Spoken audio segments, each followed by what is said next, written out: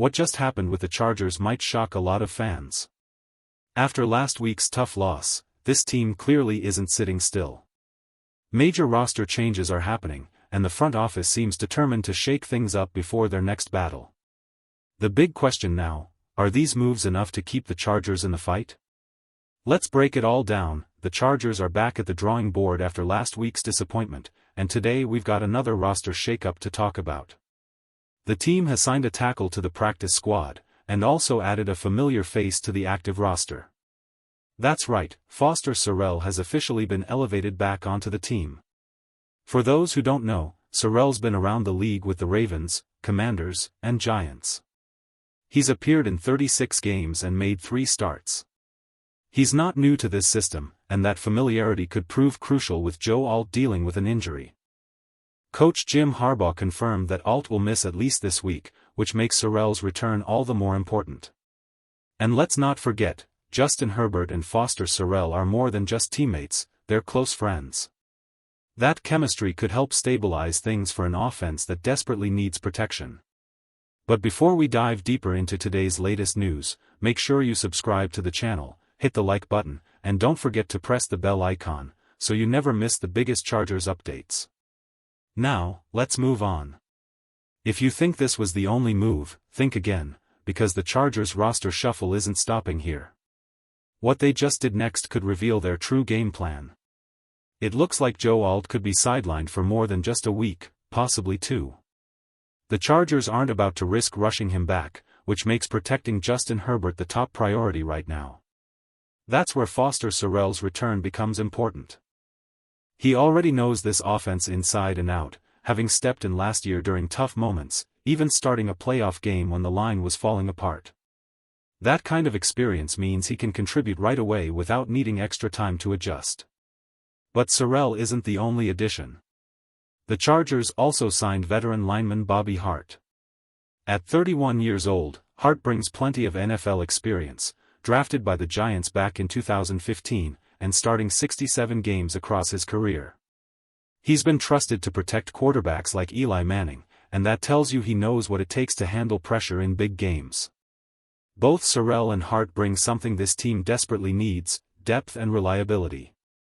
And with Alt out, the Chargers can't afford to gamble on unproven players, they need steady hands right now. But here's the real question: how will these changes impact the Chargers' offensive strategy moving forward?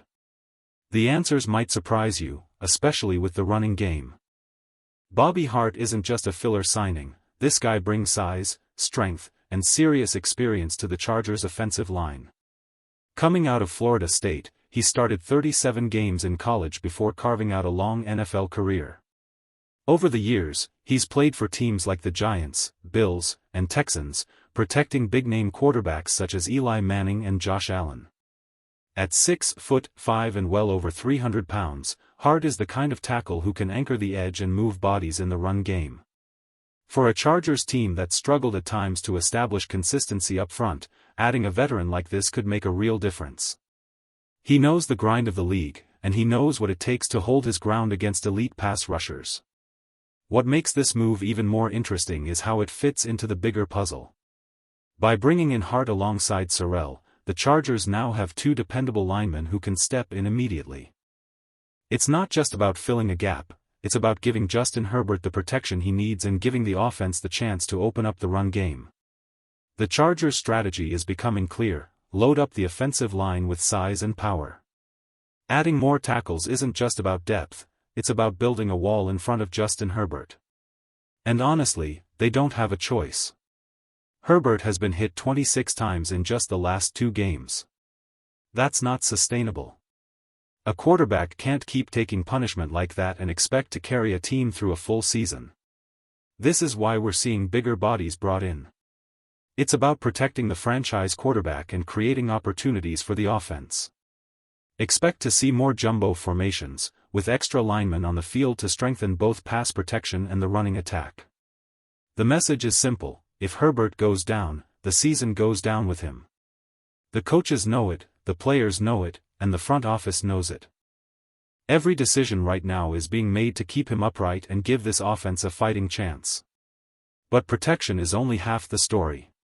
With these moves, the Chargers may be preparing to shift their entire offensive identity, and the running game could be the key to unlocking it.